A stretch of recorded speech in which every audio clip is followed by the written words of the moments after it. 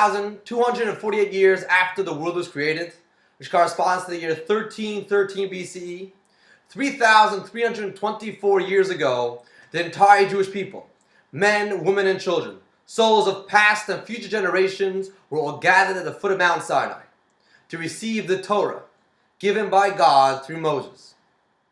7 weeks earlier, the Jewish people experienced the greatest miracle of all time, the splitting of the sea, and an exodus of an entire nation from a land which was known at the time as unescapable, the exodus of the Jewish people from Egypt. Now, from the exodus to the giving of the Torah, there was a 7-week period. During those 7 weeks, the Jewish people were charged with a special mission by God. God said that during these 7 weeks, I want you to count every day in anticipation to the giving of the Torah. And in fact, that custom continues to today's day.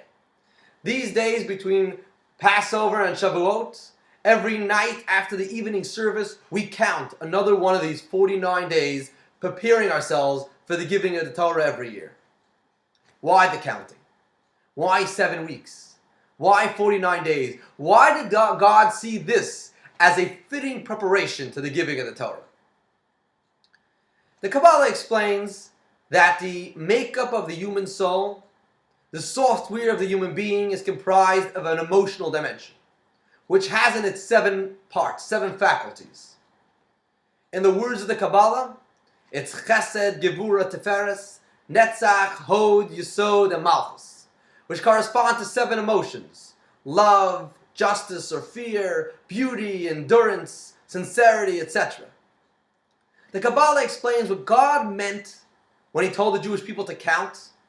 God was telling the Jewish people to prepare their personalities for the giving of the Torah.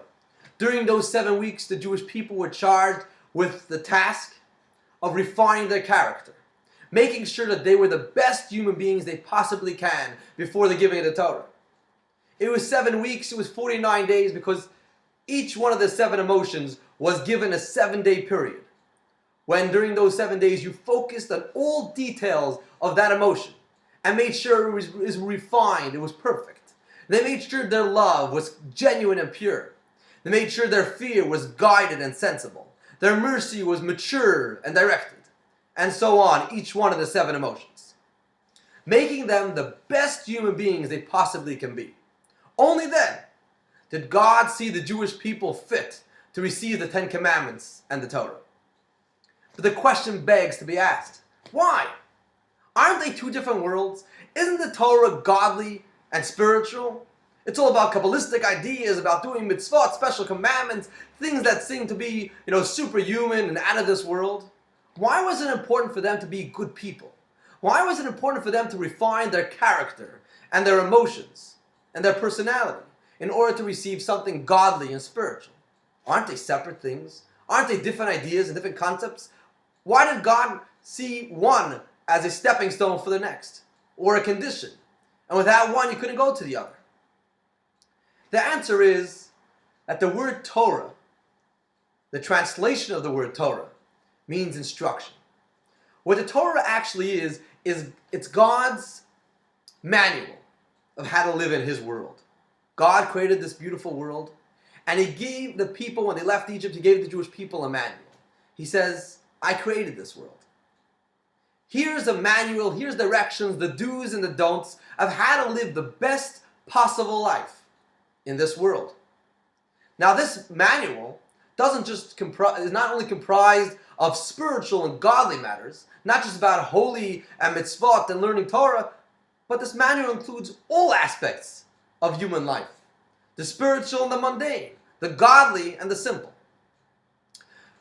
The Jewish people, coming from a spiritual desert of Egypt, were on their way to receive the greatest spiritual book of all times, the Torah.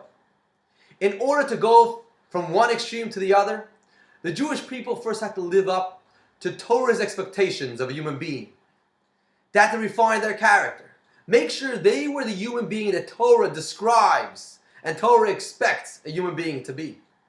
Only then, only when they accomplished that, and they were the most wholesome, best human being they possibly can be, were they worthy of now becoming not just a good human being, but a divine human being. A gift given to them at the time of Mount Sinai. The gift of the Torah.